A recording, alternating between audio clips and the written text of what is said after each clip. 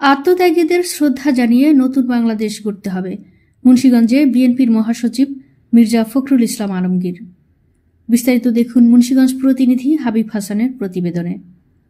অনেক ছেলেদের প্রাণ দিতে হয়েছে। এই ত্যাগটাকে যদি আমরা সত্যিকার অর্থে কাজে লাগাতে চাই, আত্মত্যাগীদেরকে শ্রদ্ধা জানিয়ে আমরা আবার একটা নতুন বাংলাদেশ তৈরি করতে পারি।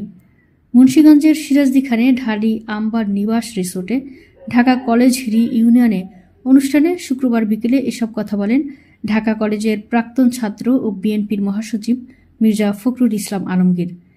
তিনি আরও বলেন, আমরা সকলে হিংসা বিভেদ ভুলে যেন নতুন বাংলাদেশকে সামনের দিকে এগিয়ে নিয়ে যেতে পারি।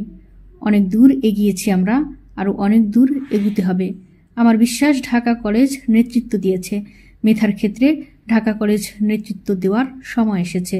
উক্ত অনুষ্ঠানে ঢাকা কলেজের আয়োজনে শুক্রবার দিনব্যাপী অনুষ্ঠানে ঢাকা কলেজ প্রাক্তন ছাত্র, অনুষ্ঠানের আহ্বায়ক ও বিএনপির কেন্দ্রীয় কমিটির স্বেচ্ছাসেবক বিষয়ক সম্পাদক মীর শরাফত আলী সপুর সভাপতিত্বে আরও উপস্থিত ছিলেন ঢাকা কলেজ প্রাক্তন ছাত্র সাংবাদিক শফিক রেহমান, বাংলাদেশ ব্যাংকের গভর্নর আহসান এইচ মনসুর, স্বরাষ্ট্র ও কৃষি উপদেষ্টা লেফটেন্যান্ট জেনারেল অবসরপ্রাপ্ত জাহাঙ্গীর আলম চৌধুরী, গণসংহতি আন্দোলনের চেয়ারম্যান জুনায়েদ সাকিসহ অনেকে।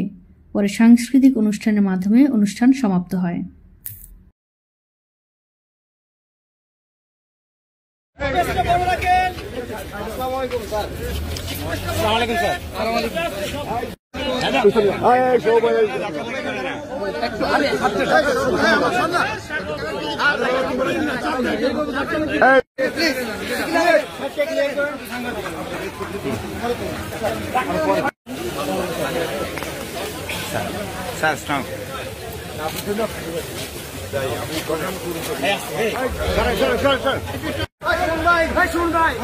ছাত্র আমি সেই কলেজের পুনর্গঠনী অনুষ্ঠানে যোগ দিতে,